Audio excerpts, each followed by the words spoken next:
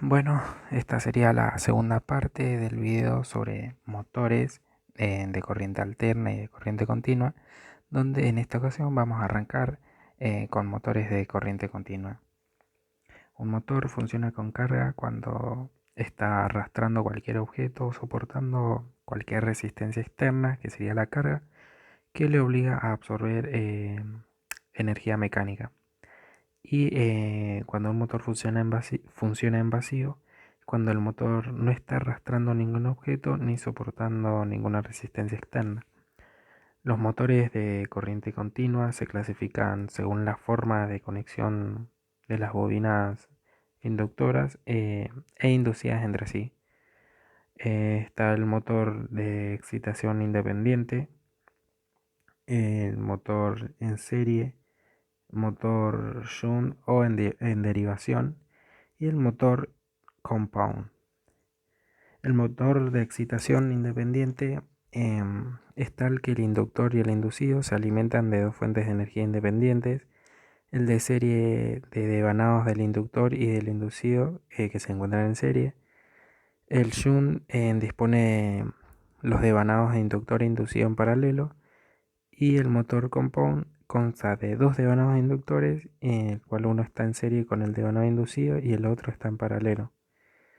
Para conocer las características y posibles aplicaciones de cualquiera de estos motores, primero que nada debemos fijarnos en parámetros, como por ejemplo en la evolución del régimen de giro, que sería cómo varía la velocidad de giro en diferentes circunstancias. También en la potencia eléctrica, la que es absorbida por el motor, que bueno, esta da cuenta al consumo de energía. Otra sería el por motor, que daría cuenta la capacidad de arrastre del motor. Y también deberíamos fijarnos en el rendimiento, que está da cuenta de las pérdidas de energía del motor. El motor en serie, como dijimos anteriormente, este tipo de motores, las bobinas inductoras y las inducidas están conectadas en serie, como podemos ver. La conexión forma un circuito en serie en el que la intensidad absorbida por el motor al conectarlo a la red es la misma tanto para la bobina conductora del estator como para la bobina inducida, que sería la del rotor. Eh, las aplicaciones es en caso de que se requiera un elevado par de arranque o pequeñas velocidades y un par reducido a grandes velocidades. Eh, Esto podemos verlo o darle uso como por ejemplo en tranvías, locomotoras, entre otras. El motor shunt, sus bobinas inductoras van conectadas en paralelo, o sea, en derivación, con las inducidas. Bueno, de este modo toda la corriente absorbida por el motor, o sea, una parte circula por las bobinas inducidas y la otra por las inductoras. Las aplicaciones como para este tipo de motor podría ser como por ejemplo en un taladro, eh, ya que se emplea para máquinas, herramientas. Ahí es donde podemos ver el, el motor Young, la representación esquemática y simbólica. El motor compound, en este caso se podría decir que el motor es una combinación del motor en serie y del motor Young, de los dos anteriores, ya que las bobinas inductoras están en serie con el inducido, mientras que la otra está en paralelo con este mismo.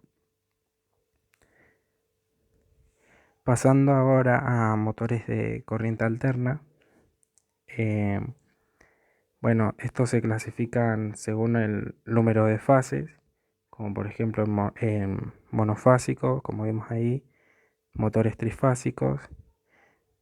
eh, bueno, Entre ellos hay varios tipos o sea, hay una gran variedad de motores de corriente alterna. Uno de ellos sería motores universales, los cuales suelen trabajar con voltajes de corriente continua también, pero en este caso de corriente alterna. y se utiliza más que nada para sierras eléctricas, taladros, utensilios de cocina, etcétera, y requieren en gran velocidad de giro con cargas débiles o fuerzas resistentes pequeñas, perdón. Em, bueno, más que nada estos motores son para la corriente alterna, incluyendo, o sea, se distinguen, perdón, por su conmutador de vanado y las escobillas. Los motores asíncronos sería otro que, bueno, un motor asíncrono está formado por un rotor que puede ser de dos tipos, de jaula de ardilla o boinado, o puede ser estator, en el que se encuentran varias bobinas inductoras. Em, Estas bobinas son trifásicas y están desfasadas entre unos 120 grados en el espacio. Otra sería los motores síncronos. Eh, bueno, estos se pueden llegar a utilizar como un alternador, como motor en determinadas circunstancias, aunque si se excita el campo con corriente continua, se alimenta por los anillos colectores a la bobina del rotor de corriente alterna. Y esto va a producir de que la máquina no arranque. Ahí como podemos ver unas imágenes de máquina, perdón, síncrona. La, la única condición para que esto pueda llegar a ocurrir, uy, disculpe, es que ambos roten a la misma velocidad síncrona.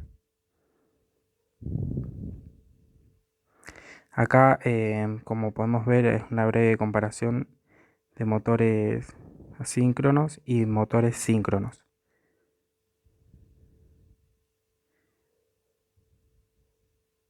Y acá unas ventajas sobre los motores síncronos y asíncronos.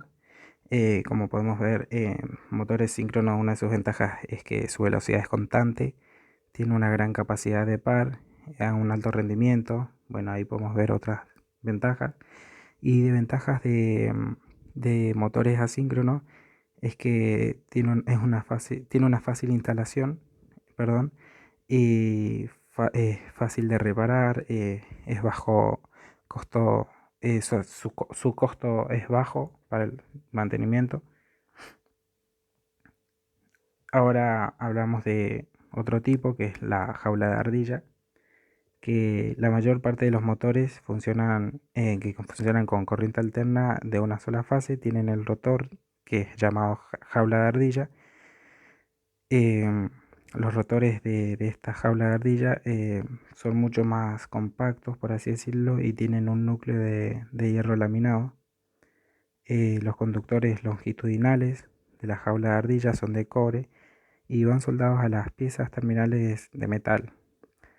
En cada conductor de este forma una espira con el conductor opuesto, conectado por las dos piezas circulares de los extremos.